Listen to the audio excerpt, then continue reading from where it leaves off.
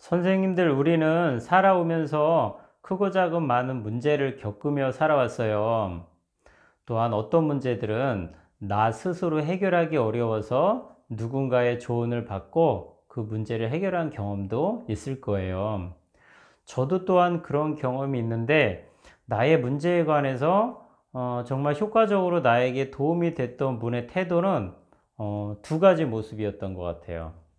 한 가지 모습은 내가 이야기하는 어려움에 대해서 깊게 귀 기울여 주고 수용해 주고 공감해 주고, 그리고 또 그런 반면에 내가 가지고 있는 문제점을 해결할 수 있는 지혜로운 방법을 가르쳐 줬던 분이 저에게는 가장 효과적으로 와닿았던 분이었던 것 같아요. 제가 지금 두 가지 나에게 도움을 준, 조언해 주는 사람의 두 가지 태도를 말씀드렸어요. 어떤 수용해 주고 또 변화에 대한 필요성을 안내해 주고 그 기술들을 가르쳐 준 분. 수용과 변화. 이 두 가지가 바로 변주법적 행동 치료의 상담 전략이에요. 자, 저는 예전에 이런 변증법적 행동 치료 워크숍을 초창기에 갔을 때, 그리고 그 교육을 듣고 나서 변증법이란 말이 잘 이해가 안 됐거든요. 뭐 교육을 많이 듣고 나서도 변증법이란 말이 잘 이해가 안 됐어요. 그래서 제가 지금은 공부를 많이 하고 또 책을 많이 보고 그런 상황에서 조금은 그 변증법이 확실하게 잘 와닿아요. 제가 그래서 오늘은 그 변증법, 행동치료의 변증법이 어떤 의미인가를 설명을 드리려고 해요. 그리고 변증법적 행동치료에서 이 변증법, 아까 말한 수용과 변화 전략, 이런 상담가의 전략은 가장 강력한 치료 효과를 내거든요. 변증법적 행동치료에서요. 또 변증법적 행동치료에서 말하는 변증 철학의 의미는 굉장히 변증법적 행동치료에서 중요한 상담의 흐름이에요.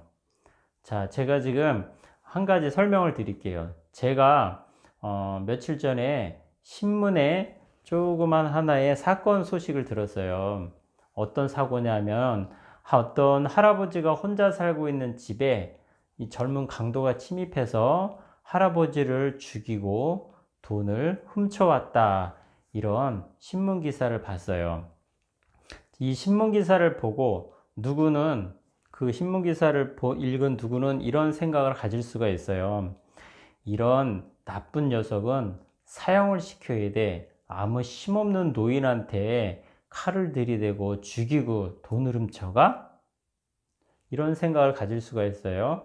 자, 또한 다른 사람은 이런 생각을 가지고 있을 수가 있어요.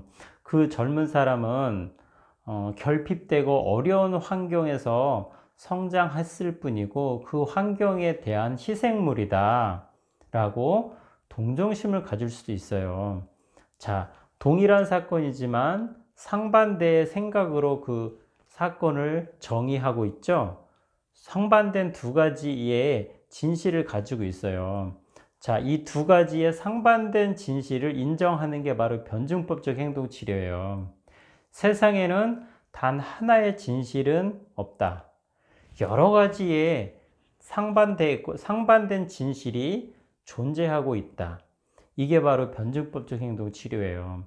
자, 가만히 보세요, 선생님들. 종교라고 우리가 변화가 없질 않아요. 종교를 우리가 하나의 교리처럼 수천 년 동안 이어온 게 아니라 종교 자체도 크고 작은 교리상의 작은 작은 변화가 있어요. 또 그게 많이 갈라져서 서로 이단이라고 하는 여러 가지 교파를 형성하기도 하지만 세상에는 단 하나의 진리가 있다라는 생각들은 굉장히 위험할 수가 있어요. 자, 선생님들 막장 드라마를 보세요. 막장 드라마 속에서 어떤가요? 흑백 논리, 단 하나의 진리만이, 진실만이 지배하는 게 바로 막장 드라마예요. 나는 옳고 너는 틀렸어. 너는 죽어야 돼. 그러니까 내가 잘못했구나. 어떤 서로의 상반대 의견을 이해하고 존중해 주려는 게 아니라 내가 옳음을, 상대방을 없애버림으로 인해서 증명하기 위해서 수많은 갈등들이 만들어내는 게 바로 막장 드라마거든요. 자, 변증법적 행동치료에서 왜 변증법이 생기게 됐냐? 극단적인 분노라든가 우울감이나 충동성을 가지고 있는 분들은 이렇게 극단적인 생각들이 있어요. 내가 인생의 실패자야. 너는 나한테 모욕을 줬어. 너가 잘못을 했단 말이야. 나는 죽어야 되는 존재인가 보다. 이런 극단적인 생각들이나 감정들이나 행동들을 따라서 움직이시는 분들이 바로 감정 조절에 문제가 있는 분들이에요. 이런 분들을 대상으로 치료를 하기 위해서는 어떤 변증 철학이 필요한 거죠. 변증법적 행동 치료. 그래서 아까 말한 세상에는 여러 가지의 상반되어 보이지만 극단적으로 보이는 여러 개의 진실이 존재할 수가 있다. 그리고 두 상반된 대립되는 그 진실 사이에는 긴장과 갈등이 존재할 수밖에 없다. 이 긴장과 갈등을 잘 조율해 주는 것, 그리고 잘 타협할 수 있게 만들어 주는 게 바로 변증법적 행동 치료의 치료 전략이에요. 그러기 위해서는 변증법적 행동 치료는 아까 제가 처음에 말했던 거 깊게 수용해 주고 또 그 안에서 어떤 변화를 싹트게 만드는 거, 변화를 위해서 한 걸음 한 걸음 나갈 수 있게 해주는 거, 이게 바로 변증법적 행동 치료의 주요 전략이라고 보시면 돼요. 그리고 실제로 그게 맞아요. 가만히 우리가 주위에 벌어지는 수많은 생각들, 그리고 진실들을 가만히 보세요. 세상은 수만 개의, 수천 개의 어떤 진실들이 있을 수가 있어요. 꼭 하나의 진실, 흑백 논리로 오직 단 하나의 진실이 있다라는 생각으로 세상을 바라보면은 굉장히 위험할 수가 있거든요. 그 생각이 낙천적인 생각일 수도 있어요. 극단적으로 낙천적인 생각일 조차도 위험할 수가 있어요. 저는 2차 세계대전에 유태인 그 수용소에 있을 때 꼭 한 해가 가고 새해가 오는 그 시점에, 연말이 가고 새해가 오는 시점에 많은 사람들이 죽었다 그러더라고요. 이유를 없게 절망에 빠져서 죽거나 또 실패감에 빠져서 자살을 하거나, 이런 사람들의 사고 특징이 어떤 극단적인 낙천성, 극단적인 긍정을 가지고 있는 분들이 꼭 한 해가 지나고 새해가 올 때 이렇게 죽음을 맞이했다는 그런 조사도 있어요. 나는 새해가 되면은 이 지독한 포로 수용소에서 나갈 수 있을 거야. 내년에는 새해는 나는 여기서 벗어나야 돼. 벗어나야만 해. 이런 식의 극단적인 긍정적인 생각들이 오히려 해가 될 수 있다는 거죠. 자, 그러면은 어떤 식으로 상담 장면에 변증법이 적용이 될까요? 자, 이런 식이죠. 예를 들어서 자해하는 사람들이 있어요. 내가 굉장히 극단적으로 우울하거나 불안감이 왔을 때 자해를 통해서 자기 감정을 다스려요.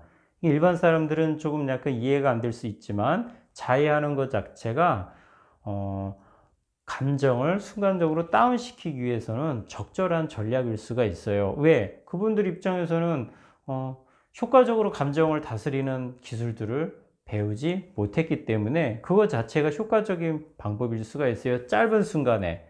하지만 이런 방법들이 장기적인 입장에서는 자살을 감행할 수 있는 가능성도 높아지고, 또 자기 혐오도 깊어지고, 근본적으로는 기분은 좋아지지만 내가 가지고 있는 삶의 문제에 대해서는 해결이 안 된 상태에서 고스란히 남아 있다는 것. 이렇게 자살을 시도하는 분들을 접근할 때는 상담 전략에서는 이런 식의 태도가 필요하겠죠. 그래, 네가 그렇게 마음이 괴로운 상황에서는 팔을 긋고 너가 감정을 조절하는 게 적절할 수도 있어.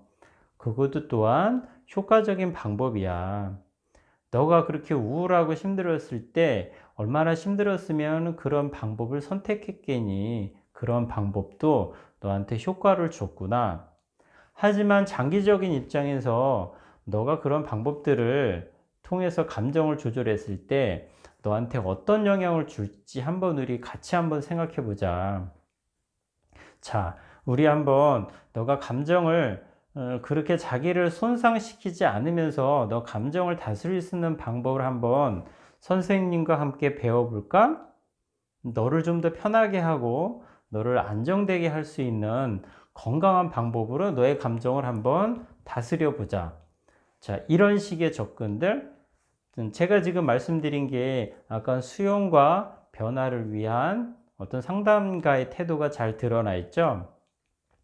자, 이런 변증법적 행동 치료에서 변증 철학은 여러 가지로 나타날 수가 있어요. 예를 들어서 대화하는 장면에서도 너는 틀렸고 내가 옳아 이런 게 아니죠.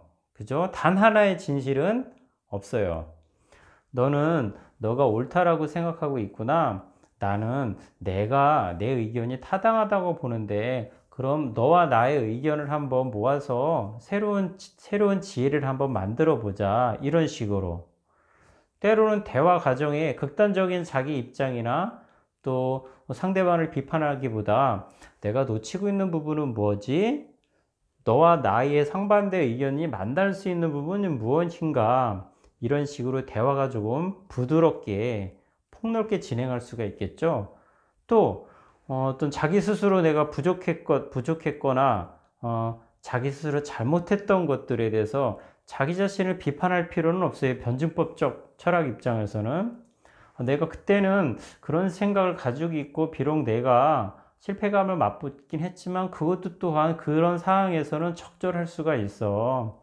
하지만 이제는 좀 다른 방법으로 한번 내가 좀 생각해보고 행동해야겠다. 이런 식으로 스스로에 대해서 좀 따뜻하고 타인에 대해서 조금 약간 너그럽게 볼 수 있는 그런 시각을 변증 철학은 보여줄 수가 있어요. 자, 제가 오늘 변증법적 행동 치료의 변증법이 어떤 뜻인가에 대해서 설명을 드렸어요.